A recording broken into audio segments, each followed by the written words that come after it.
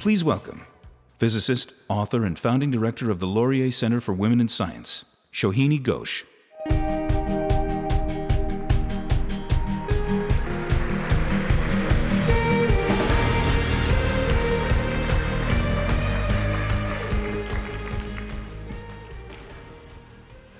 Thank you. And I'm going to jump right in because I have so much to tell you. And I'm going to start by showing you this image of an ancient book from India. It's very famous, and I'm sure you've heard of it, but you're not going to be able to recognize it right away because I have encrypted the title by replacing every single letter in the title with a different letter. So I invite you to try to decrypt the title and figure out what this book is. It's a book from ancient India, very famous. Shout it out, don't be shy. Many of you have gone in a particular direction. And in fact, you would indeed be right if you guessed the Kama Sutra. So well done. So I'm sure you've heard of this book. Raise your hands if you have.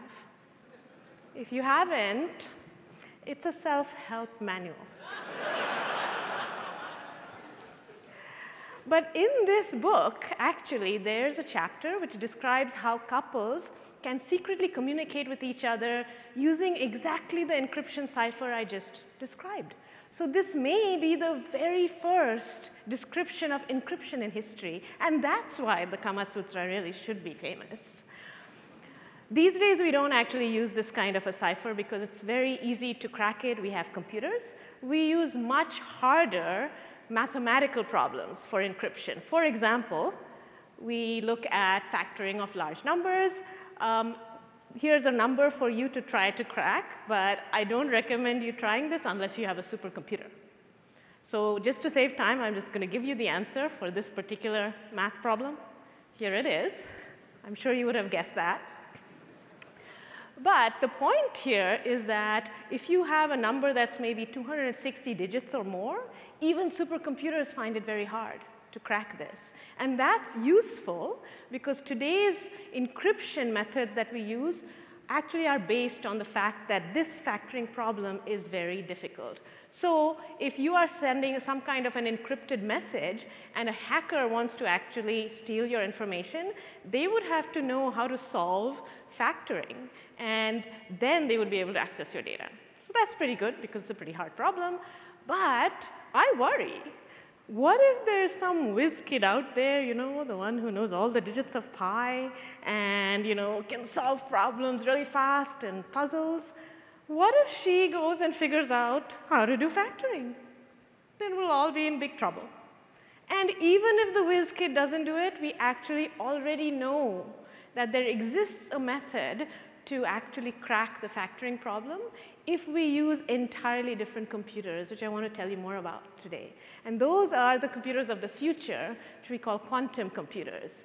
And these computers are wonderfully powerful, potentially cracking factoring as well as all kinds of other potential applications, because they are not just one more faster chip that we use even today. They are based on an entirely different framework of computing that harnesses the laws of quantum physics, which, as you may have heard, are very peculiar laws.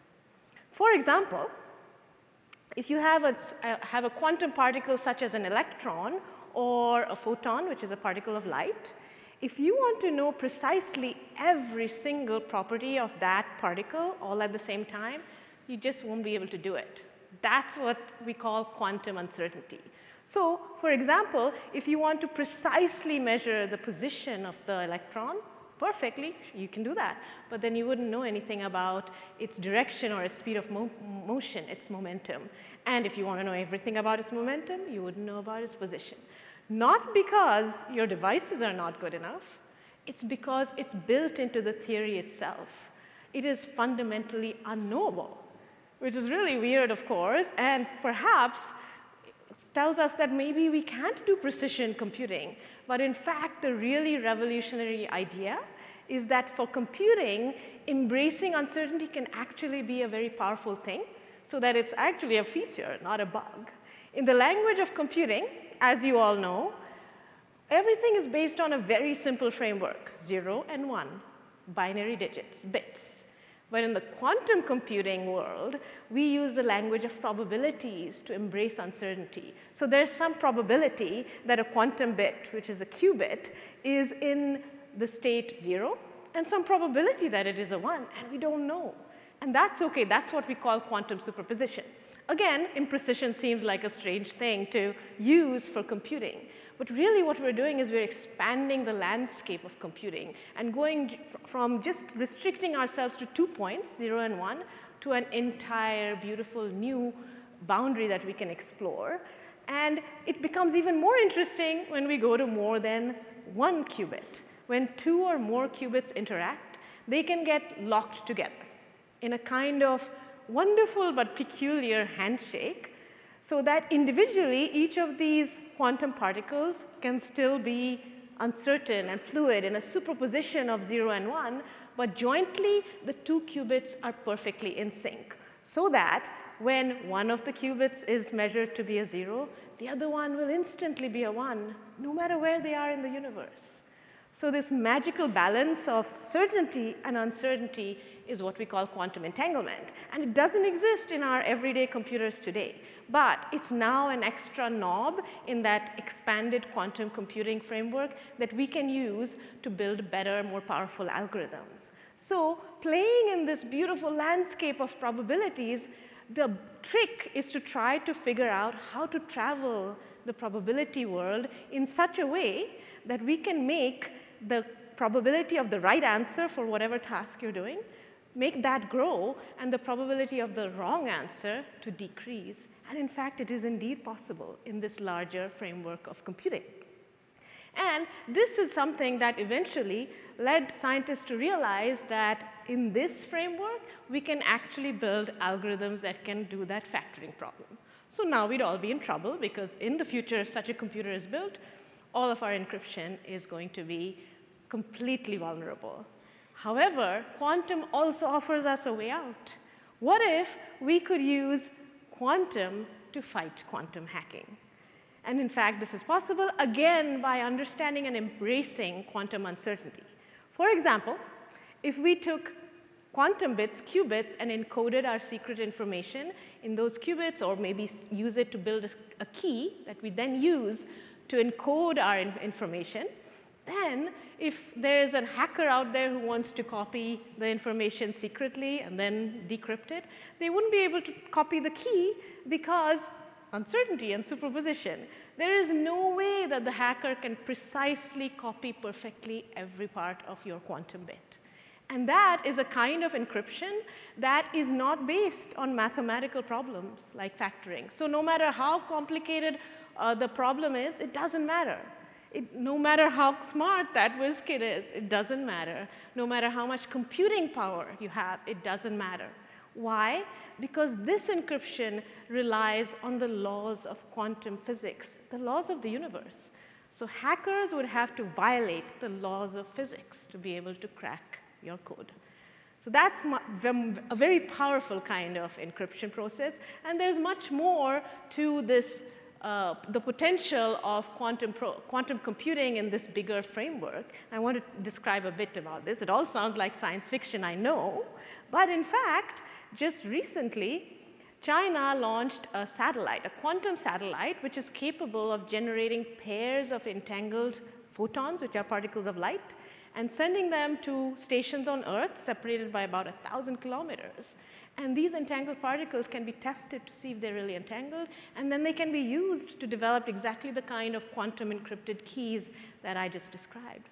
And this could become the basis of a future quantum internet as more of these satellites and a quantum infrastructure can be laid out. And that could actually lead to even more science fiction applications, such as quantum teleportation.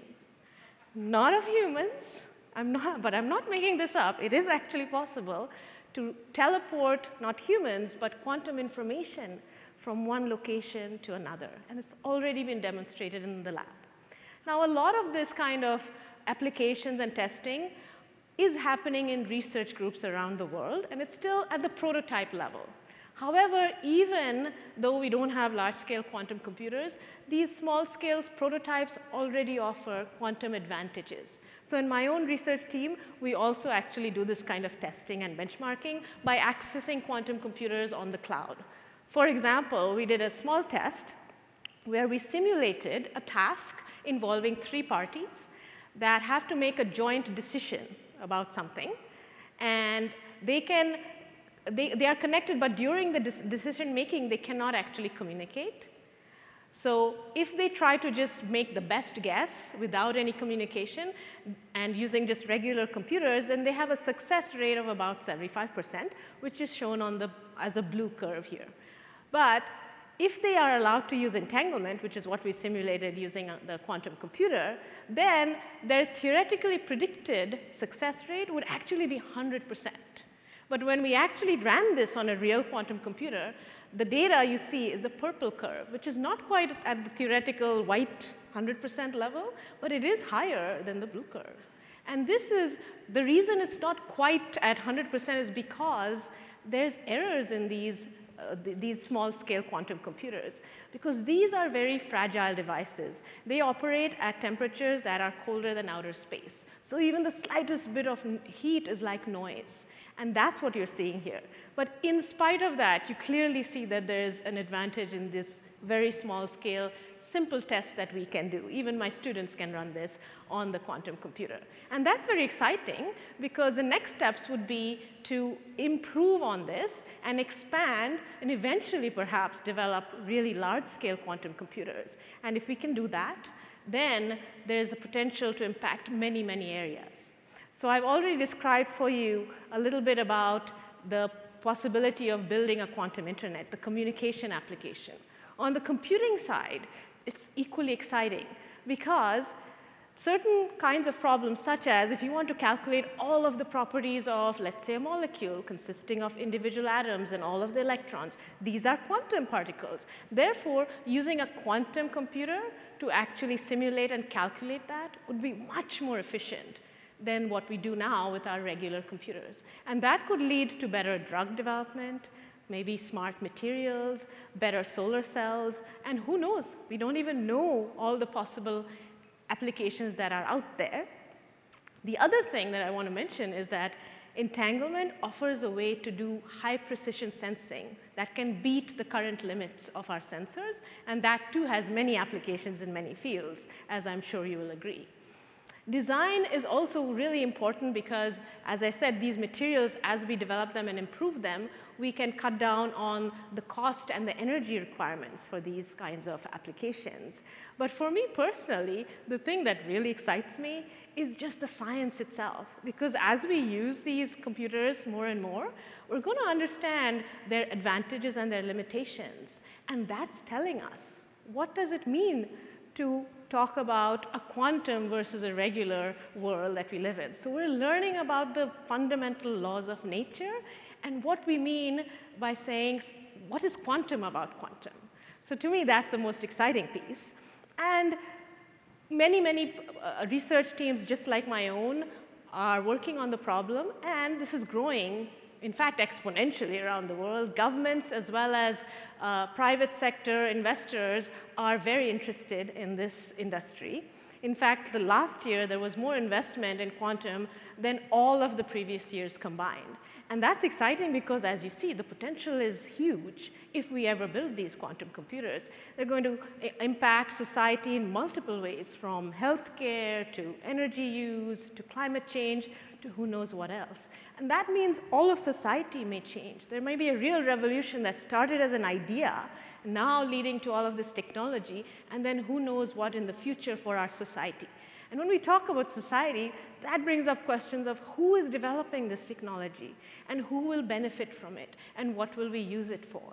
So I want to finish by showing you a favorite photo of mine. Here it is. I don't know if you can guess who these women are, but I will tell you, all the women in this photo are physicists. Isn't that amazing? So I love this. Yeah.